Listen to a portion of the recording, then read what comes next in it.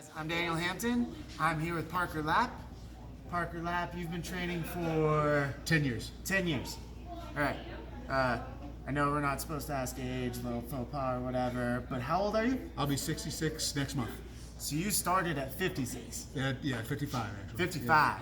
55 he started, guys, and he made it to black belt. Pretty impressive, right? Why'd you start Thank you. jiu-jitsu? I wanted to do something physical. I wanted to do something combat oriented, and I got just dumb lucky and stumbled into Carlos Frias's gym, and it's been tremendous ever since. I've been with him the whole time. So Carlos was your first instructor, yeah? That's correct. So you went from white to black with Carlos. That's correct. And you're still an active competitor. You compete a lot Yes, in sir. Arizona and out of state even. Yes, sir. That's amazing. That's awesome. Well, I think competition is important. If I can just jump in here, and you know, you learn in the academy, you learn technique, you learn sparring. That's all good, but the acid test is learning in competition because you're going with different opponents. Different things are being thrown at you, and it's a real chance to improve your game. So if you really want to turbocharge your progression in the art, there's no substitute for competition, in my opinion. So you compete a lot. I compete a lot. We're competitors. A lot of people tell me they're too old for jiu-jitsu. They can't do it. What do you say to that? This is for kids too, right? So For everybody. Yeah. Yeah, So language. so I guess I'll say that's just not true. There's no such thing as too old. I mean, it is amazing. Now that you mention it, I've heard guys as young as in their late 20s. Yeah. You know, complaining about, oh, I'm too old for this, and I almost go out of my mind.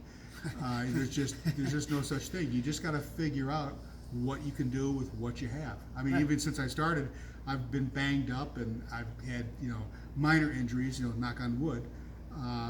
But you figure out how you can fight or what you can do with what you have left. Yeah. So you can be active, and I hope to be active for many years to come. Right? Yeah, one thing I love about jiu-jitsu is I meet great people. Like Parker, what did you do for a living? I'm in the technology business. All right, so Parker's in technology. For like the last 9-10 years, I've been in senior living. So maybe I would have met him in another like 20 years or something. But normally, we wouldn't have crossed paths. Like that's what I love about jiu-jitsu is you meet people that you wouldn't have met otherwise. I completely agree. I'm a product of the Ann Arbor, Michigan public schools, to put a plug in for my hometown. And I'm a big believer in public schools because you meet all kinds of different people, different races, different economic levels, different religions, and I love that experience of growing up and being in school with people from every background imaginable, and I find that same kind of opportunity in jiu-jitsu. You meet all different kinds of people, and it's a great way for us to get past all the things that divide us and come around some things that make us good together. Yeah, definitely. So, yeah, jiu-jitsu is awesome, guys. You can't, no two ways around it. It's a great thing mentally, physically, emotionally. I'm definitely not a good person when I'm not training. I get ugly. Do you find, mentally? I try not to miss, and it's rare that I'll miss, but if I'm traveling, I may miss a day or two, and I notice a total difference in my outlook. It's just not good. If I miss, it's just a bad thing. When I'm not traveling, I basically train every day. I do something every day. I train jiu-jitsu or I do strength and conditioning. And I have to do it because if I don't, I just go out of my mind. Yeah, for me, jiu-jitsu is like, all I have to focus on is jiu-jitsu when I'm on the mats. All my problems outside of the world disappear. All my financial issues, all that. Like, I'm just focused on the guy trying to strangle me. Like, it's really a good meditation for me to Completely agree. Forget the rest of the world. Yeah. Completely agree. Yeah, when Dan's trying to pull my arms out, absolutely, I don't have room in my head for anything else. Parker's fun to roll with. He keeps his arms right here.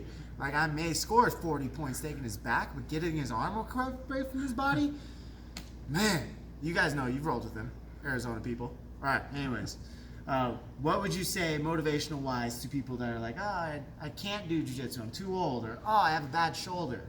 What would you say? Get off your butt and get in the gym, train. See what you can do. If you listen to can't and excuses, you'll never do anything. So make the most of it. Make the most of what you have, and you'll be amazed at what you can do. I've competed against a guy who had only one hand. Yeah. And he actually beat me, and because he figured out how to win with what he had. I've seen tournaments where you see guys competing with who are blind, guys who compete, they got one leg.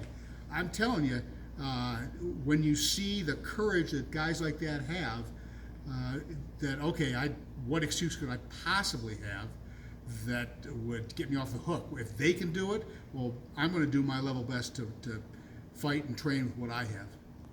That's one of the reasons I want to do the video with Parker. Like, tell me you're too old, guys. Tell me. Come on. Thank you, guys. Talk to you later.